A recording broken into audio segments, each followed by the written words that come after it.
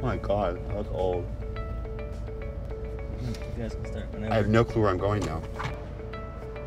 15? Yeah, 15 minutes, David. Or actually, knowing the way I drive, it's going to be a little bit less than that.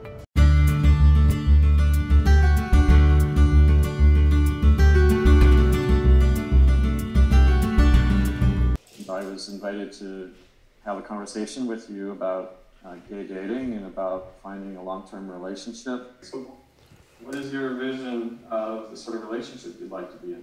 I'd like to be in a long-term monogamous relationship. Loving, caring, like I had at one time. Mm-hmm. More...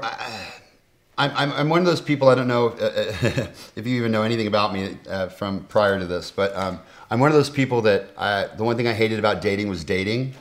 And yes, even though it's still going through the program, I still hate dating. When people say monogamy, they're like, okay, monogamy is like being with one person and only one person. But a lot of people think monogamy is, okay, I'm with this person, but I can still have sex with other people because there's a difference between sex and love. And that's not what I'm even looking for. Be with one person, have sex with one person, live with one person, grow old with one person. So Scott, your conversation with Mark brought out 4 things I'd like to have a kind of a mentoring conversation with you about. One of them is, I think the word that you were reaching for in terms of sexually exclusive in a long-term committed relationship, that word is fidelity. Yes. And it's a common requirement to have monogamy and fidelity.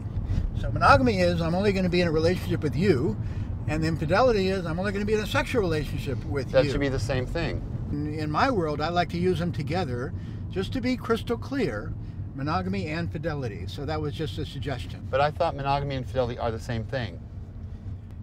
You know, my understanding is fidelity is around sex, physical intimacy, and monogamy is, you know, being exclusive in a relationship. Because to me, monogamy and fidelity are the same thing. Well, that's okay. Because as far as I'm concerned, you can't have sex with other people if you're in a monogamous relationship. Right, that's okay. So this was just a quickie. This okay, was just to throw out a word that might be useful to you if you want to use it.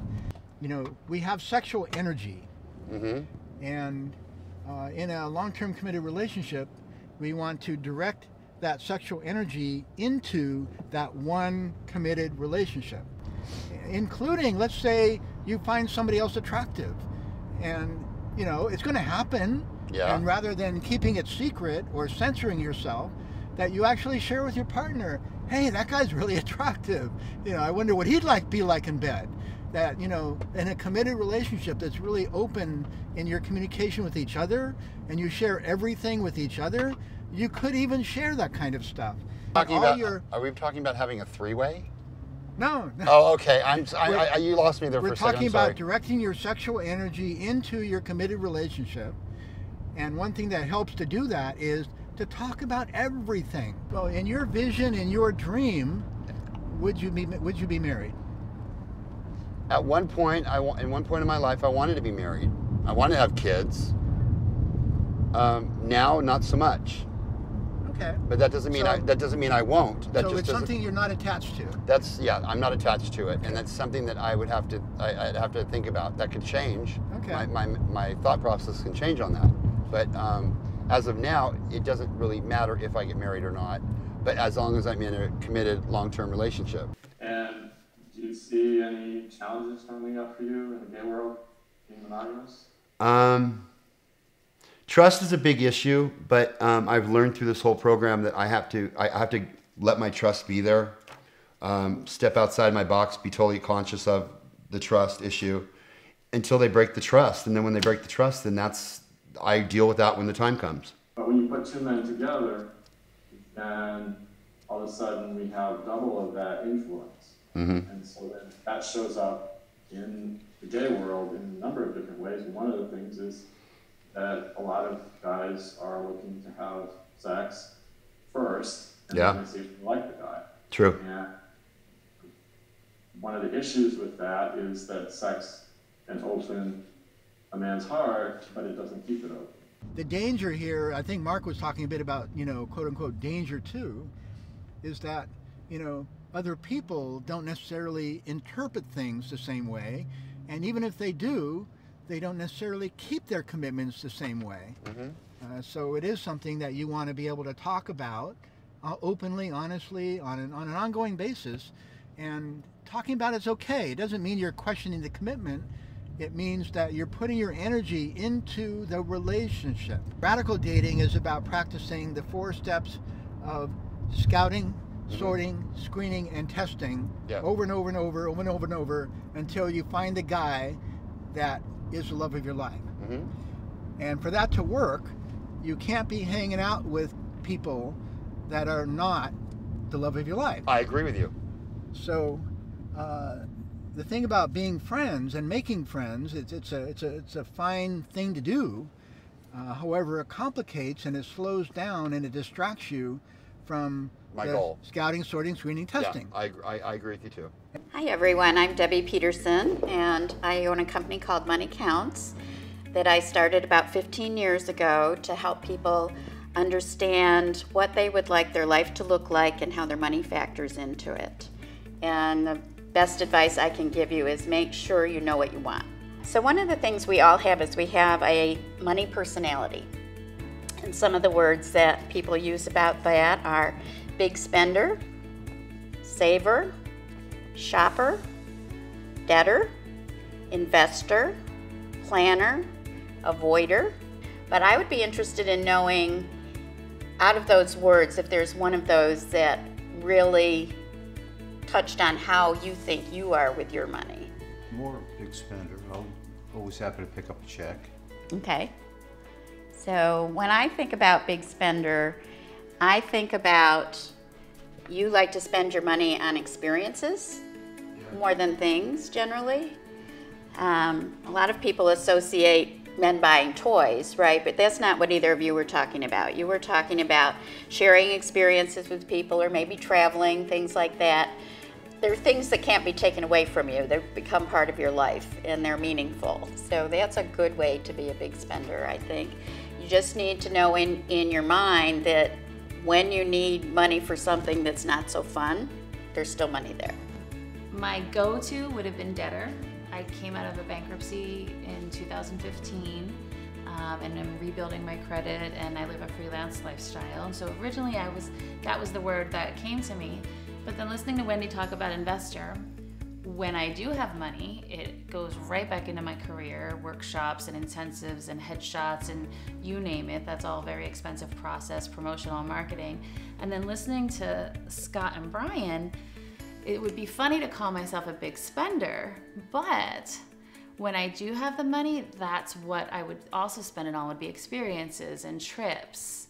I wouldn't be, hoarding it or basing my value on it. I would go, hey, I've got this. I treated myself to a trip to Hawaii last year because I came out of debt and they gave me a credit card. So I said, I'm going to Hawaii. So I guess there can be a combination. So when you look at these, is there somebody one of these types that you would naturally gravitate toward or away from? In my experience, my ex-wife was a CPA. Very targeted in saving and being very careful with money. And that's great in many areas, except it can leave sometimes the fun areas in life. So I think it's nice when you meet somebody and they're a combination of several of these things. Because I think we don't want to be, any of us, just one component of anything, nor do we want to be with anybody who's one component of anything. It becomes incredibly boring in the long run. I don't want to tell my dad's whole story, but right from that he had some huge medical problems, but couldn't take the time off and started another company while he was going through chemotherapy and treatments and all of these other things just to keep a roof over our heads. And yet, there's never a time in my life that I remember not having a ginormous amount of Christmas gifts. There's never a time in my life that I remember not taking a huge family vacation. And I brought that up to my dad a couple years back as I've started to learn money. And he said, you know what, it's my money. And if I want to blow every dime to take my family to Disney World that year, that's what I'm going to do.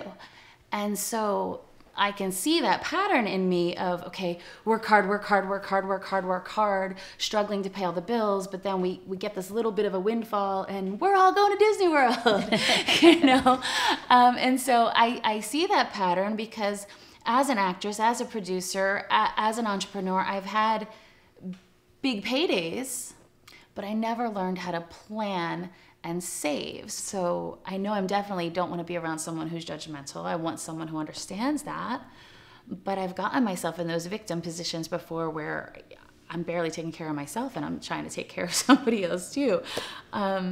So like Wendy said, I would love to meet a planner / saver, like someone that knows how to do that, someone that can see that bigger picture of that unpredictableness of, okay, hey, a $5,000 check just came in. What are we going to do with it? We're not going to spend it all, you know?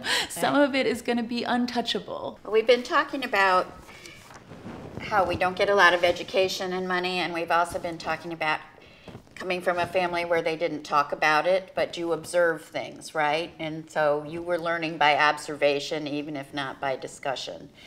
And if somebody isn't very open about talking about it, it can make you feel uncomfortable asking questions. So when you're in a relationship or just starting dating, money comes up the very first time you get together, right? It's, okay, who's going to pay? Are we going to have an awkward conversation? What are the expectations? And it's somebody you just met and you have no idea what they're thinking about. So I recently went on a first date, and I've learned I try not to bring up those kinds of things on a first date. I try not to talk about money on a first date. I try not to talk about ex-relationships on a first date. I just, like to use the word baggage, like just the things that are going on. But this gentleman I went out on a date with, we just went for a walk and we ended up getting some coffees, and I mean, it wasn't even a question. I guess I was assuming that he would cover the coffees, and he did. But during the course of the next hour and a half conversation, he did bring up money a bunch of times. Now, he has a full-time job. He seems to be making good money, but he kept bringing up his student loans. He's really under the gun with some student loans. I listened. I connected, as David Steele likes us to do, is just connect. I was listening to what he said. But yeah, there was some anxiety building up in me to hear that this was something that he, in the course of a 2-hour first date, he's bringing up. Could you tell why he brought it up? Well, I know exactly what his loan payments are. Wow. I know exactly when they're going to be paid off if he keeps on the schedule. I know how many people live in the household he has, and I feel like that was a little too much to talk about on a first date. How did that make you feel about seeing him again? It's a yellow flag.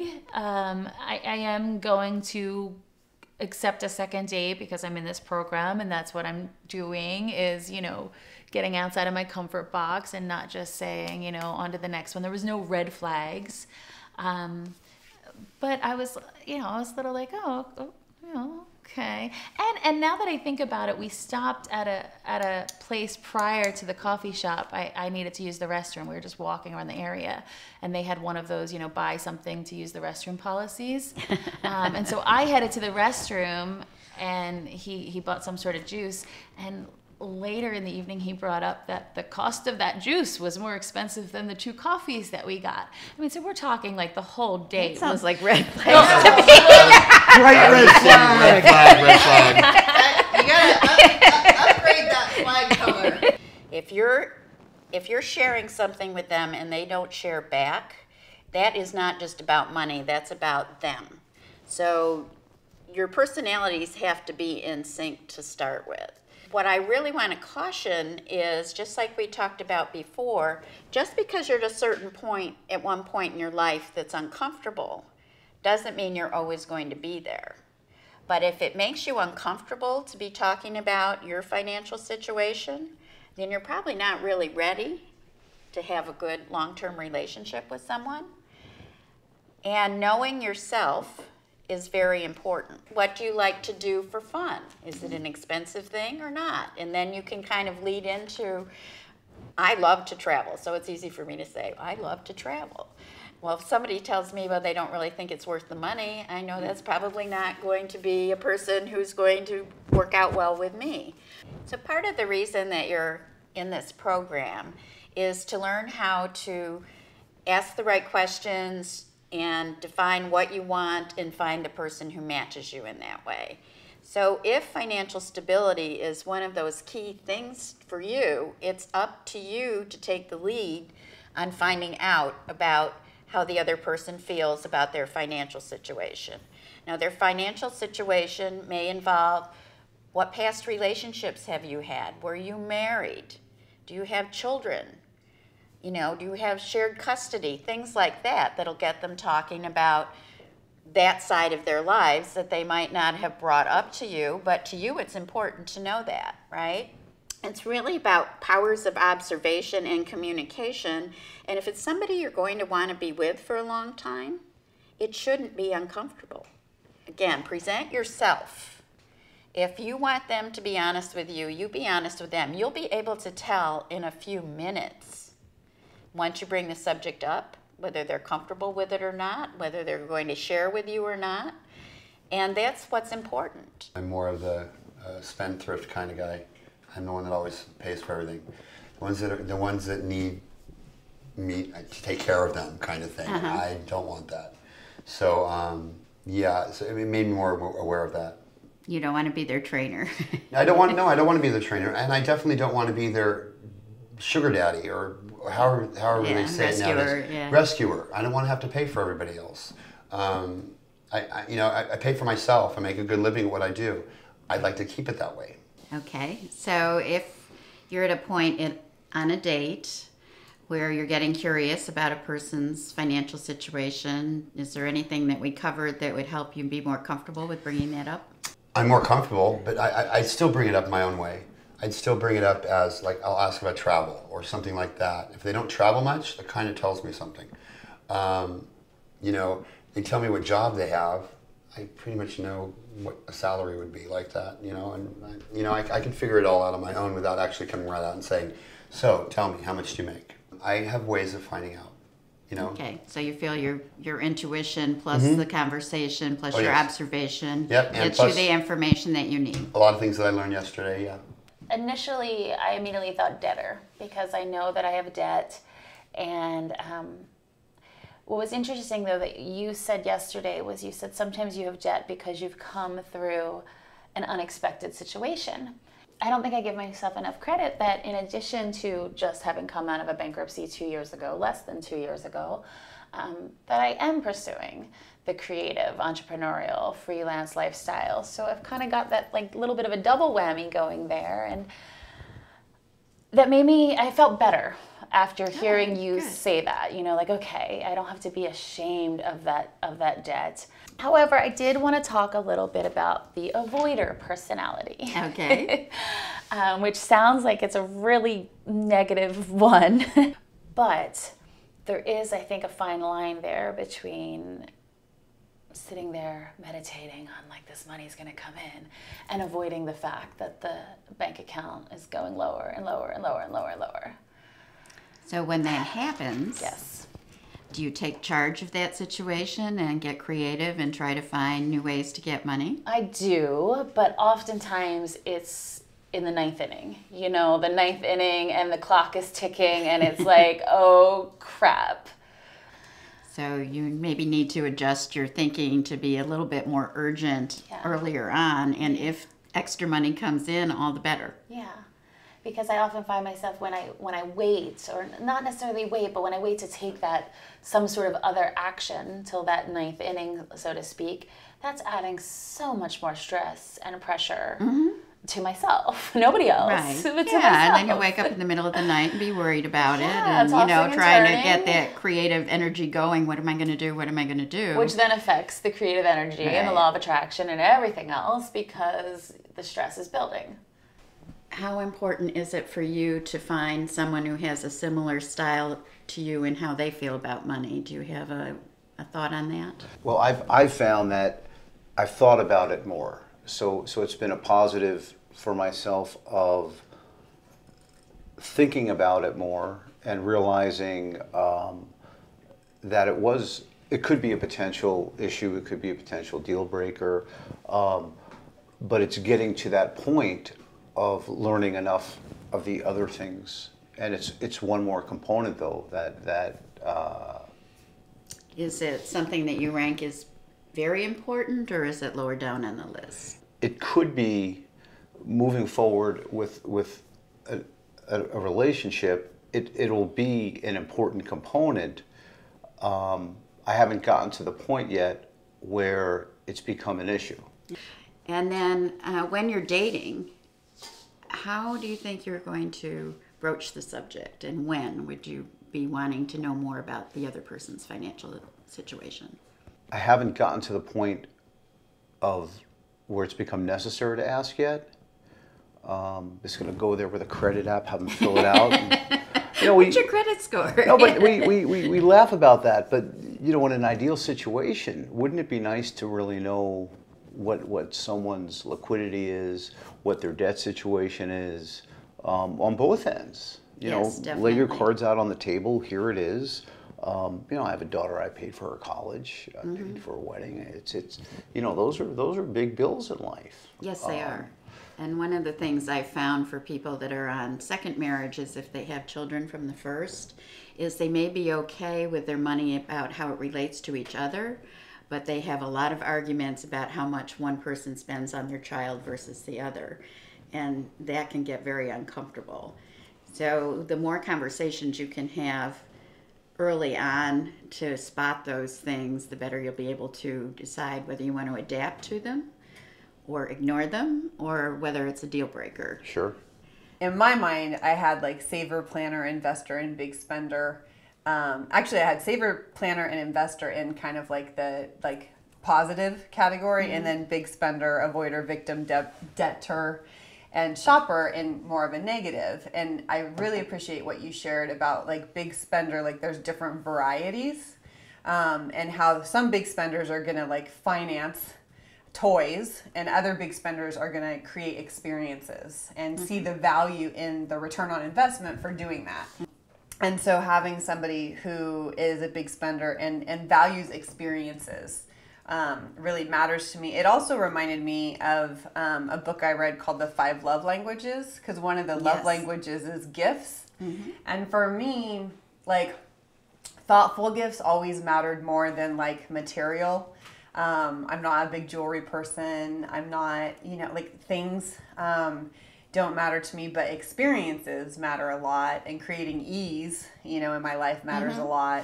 So based on what I am, who is somebody who consistently invests in herself and her business, in her home, and creating a certain lifestyle, then who would be a good pair for me that would help, like that, where we would be complementary. And I think somebody who's a planner would be great, because as we talked about during the phone call before you came out, I do well over the course of the year, but there's some months where any number of things could occur that have that month be a bit of a challenge. In your list of things that you've done for radical dating about who you're looking for, where do you think the financial condition of the person ranks? Requirement.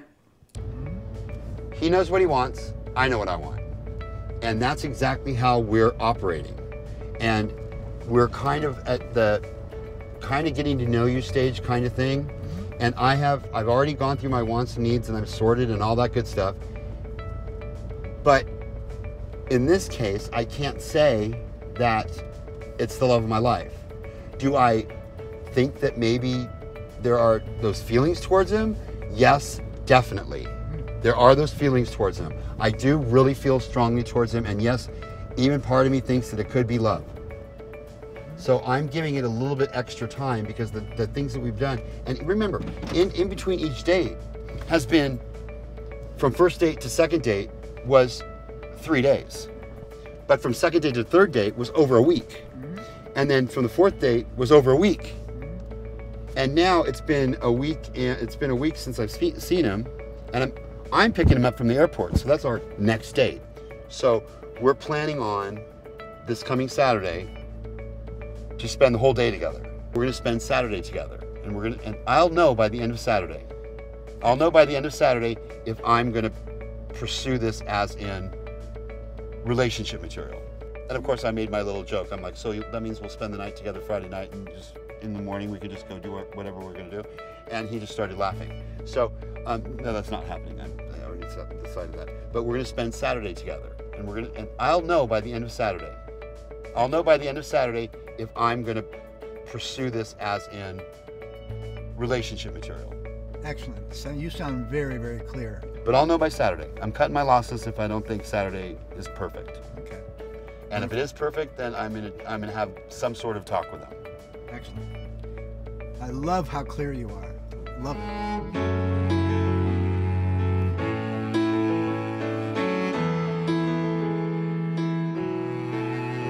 She hides well with makeup. She tries to lie. She's too good for that. The storm inside is quiet on purpose. She can't